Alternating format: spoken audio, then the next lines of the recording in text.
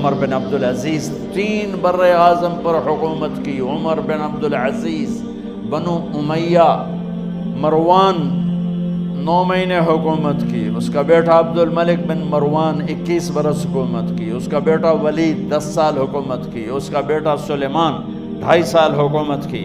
اسی تخت پر بیٹھے عمر بن عبدالعزیز. پہلے چاروں نے اللہ کے شریعت کو قربان کیا حکومت کے لیے. عمر بن عبدالعزیز نے اپنے آپ کو قربان کیا اللہ کے لیے. حکومت کو پاؤں کے تلے رکھا اور اللہ کی رضا کو سامنے رکھا. کیسی سلطنت کی؟ جب گورنر تھے تو 60 اونٹوں پہ سامان چلتا تھا.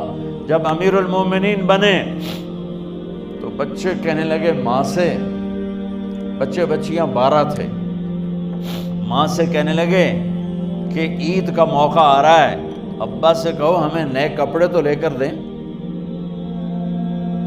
ان کی ماں کا نام ہے فاطمہ، بچوں کی ماں کا نام فاطمہ بنت عبد الملک. یہ دنیاوی سٹیٹس میں سب سے بڑی خاتون گزری ہے. آج تک اس کے لیول کی کوئی عورت نہیں آئی. دادا بادشاہ، باپ بادشاہ، 4 بھائی بادشاہ، 6 خامند بادشاہ، 7 نسبتوں سے یہ عورت شہزادی رہی ہے. حضرت عمر گھر آئے، بیگم نے کہا بچے کپڑے مانگ رہے ہیں. حضرت عمر کہنے لگے میرے پاس تو پیسے نہیں ہیں، تنخواہ میں تو مشکل سے روٹی پوری ہوتی ہے، کہاں سے لے کر دوں؟ تو تھوڑی دیر خاموش رہی بیگم. پھر کہنے لگی آپ ایسا کریں، اگلے مہینے کی سیلری ایڈوانس لے لیں، اس سے میں کپڑے لے لیتی ہوں اور روٹی کا خرچہ میں مزدوری کر کے، گھر بیٹھے مزدوری کر کے چلا لوں گی. آپ 1 مہینے کی تنخواہ ایڈوانس لے لیں. حضرت عمر بن عبدالعزیز واحد خلیفہ ہیں جن کے دور میں 3 بر اعظم میں زکوٰۃ لینے والا باقی نہیں بچا تھا.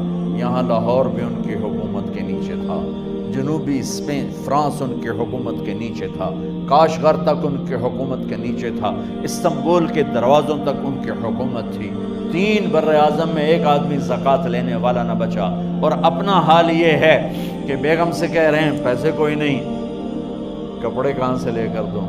اور بیگم طریقہ بتا رہی ہے کہ آپ اگلے مہینے کی تنخواہ ایڈوانس لے لیں، اس سے میں کپڑے لے لوں گی اور چولہے کا خرچہ، روٹی کا خرچہ میں گھر بیٹھ کے مزدوری کر کے کما لوں گی. تو حضرت عمر کہنے لگے ہاں یہ ٹھیک ہے.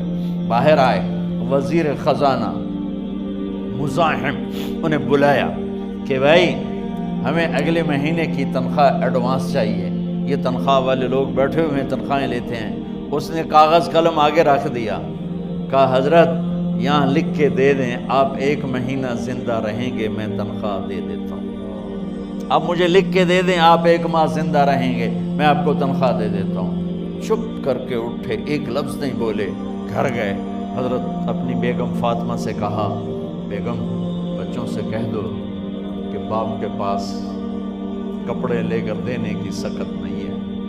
اور خزانے ایسے بھرے پڑے تھے کہ زکوٰۃ لینے والا کوئی نہیں تھا.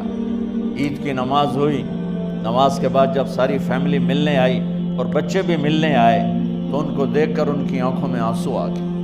کہنے لگے بچوں آج تمہیں دکھ تو ہوگا اپنے باپ پر کہ ایک جوڑا کپڑا بھی لے کر نہ دیا عید کا.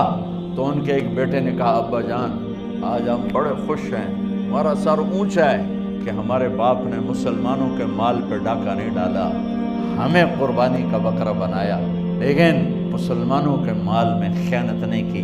یہ ان کا طرز حکومت تھا، اس طرح انہوں نے حکومت کی. گھر میں تشریف لائے تو بیٹیوں سے بات کی تو انہوں نے منہ پہ ایسے دوپٹہ رکھا ہوا، منہ پہ دوپٹہ رکھ کے بات کریں.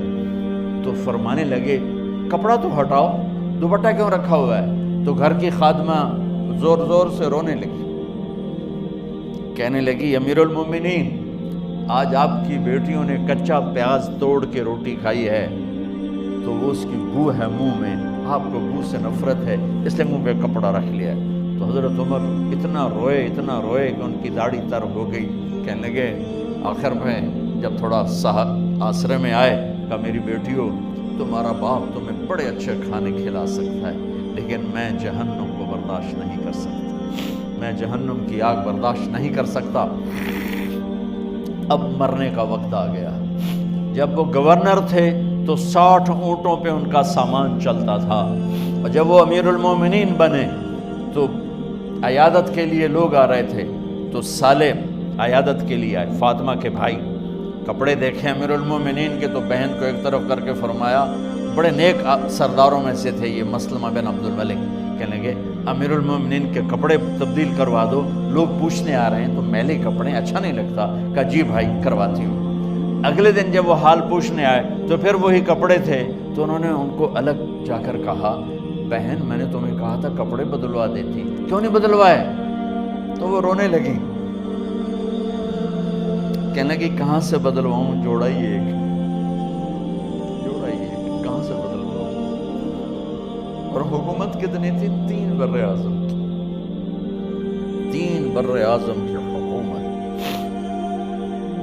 ہمارا تو پٹواری امان کا نہیں ہے، وہ 3 بر اعظم کی سلطنت لے کر ایک جوڑے میں اللہ سے ملنے جا رہا ہے۔ ان کو زہر دیا گیا، جب ان کی موت کا وقت قریب آیا تو انہوں نے رجا بن حیوہ کو بلایا۔ سننے والی بات ہے بچوں، ان سے فرمانے لگے سنو، میں نے 3 بادشاہوں کو قبر میں اتارا۔ اب بچیاں تو قبرستان جاتی نہیں، ہم تو اپنے ہاتھوں سے قبر میں اتارتے ہیں اور اوپر مٹی ڈالتے ہیں اور اوپر اینٹیں ڈالتے ہیں اور پھر منو مٹی میں دبا کے واپس آتے ہیں۔ یہ منظر آپ بچیوں کے تو دیکھنے کا بھی نہیں ہے۔ وہ کہنے لگے میں نے 3 بادشاہوں کو مٹی میں ڈالا، لیکن ان کے کفن کی گرہ کو جب کھول کے دیکھا تو ان کے چہرے قبلے سے ہٹ چکے تھے، وہ رنگ ان کے کالے پڑ چکے تھے۔ ولید بن عبد الملک، سلیمان بن عبد الملک، عبد الملک بن مروان، عبد الملک باپ، ولید بیٹا، سلیمان بیٹا، یہ تینوں کا ان کے چہرے کالے ہو گئے تھے اور ان کا قبلے سے منہ پھر گیا تھا۔ اب میں مرنے لگا ہوں، مجھے پہلے ضرور چیک کرنا کہ میرا اللہ میرے ساتھ کیا کرتا ہے۔ پہلے تینوں کی ظلم کی حکومت تھی، ان کے چہرے قبلے سے کیوں ہٹ گئے؟ آپ کو عجب بات بتاؤں، ولید بن عبد الملک روزانہ تہجد میں کھڑے ہو کے 10 سپارے پڑھتا تھا، 10 سپاروں کی تلاوت تہجد میں کرتا تھا کھڑے ہو کے، اور قبلے سے چہرہ ہٹ گیا۔ سلیمان بن عبد الملک تہجد گزار، چہرہ قبلے سے ہٹ گیا، ظلم کیا، ظلم کیا، ظلم کیا، خون کو پانی بنا دیا، حکومت پر شریعت کو قربان کیا، رشتے ناتوں کو قربان کیا۔ اللہ نے قبلے سے چہرے، نمازیں منہ پہ مار دی، روزے منہ پہ مار دیے، حج زکاتیں منہ پہ مار دی، تہجد ان کے منہ پہ مار دی اور ان کے چہروں کو قبلے سے ہٹا دیا اور رنگ کالے کر دیے۔ عمر بن عبدالعزیز نے اسی سلطنت کو عدل سے بھر دیا، اسی سلطنت کو عدل سے بھر دیا۔ جب ان کا انتقال ہوا، سلیمان بن عبد الملک کی ڈیڈ باڈی جب قبر کے قریب لائے اتارنے کے لیے تو ایسے ایسے ہلنے لگا، اس کا پورا جسم ہلنے لگا۔ تو اس کے بیٹوں نے کہا کہ ہمارے ابا زندہ ہیں، تو حضرت عمر نے فرمایا بیٹو زندہ نہیں ہے، عذاب قبر جلدی شروع ہو گیا ہے، عجل اللہ بالعقوبہ، قبر کی پکڑ پہلے شروع ہو گئی ہے، چھپاؤ اپنے باپ کو جلدی۔ جب عمر بن عبدالعزیز کی ڈیڈ باڈی قبر کے قریب کی گئی اور ان کا بھائی اتارو، بھائی وہ باتیں شروع ہو جاتی ہیں، رومال ڈالو، چادر پکڑو، ادھر سے پکڑو، تو ایک دم ایسے ایک پرچہ ہوا میں اڑتا ہوا سب نے دیکھا، وہ آتے آتے آتے آتے آتے آتے یوں آ کے حضرت عمر کے سینے پر گر گیا۔ سب دیکھ رہے ہیں۔ جب پرچے کو اٹھا کے دیکھا گیا تو اس پہ ایک سطر پہ لکھا تھا بسم اللہ الرحمن الرحیم، اور دوسری سطر پہ لکھا تھا براءۃ من اللہ لعمر بن عبد العزیز من النار، یہ عمر کے لیے جہنم کی آگ سے نجات کا پروانہ ہے۔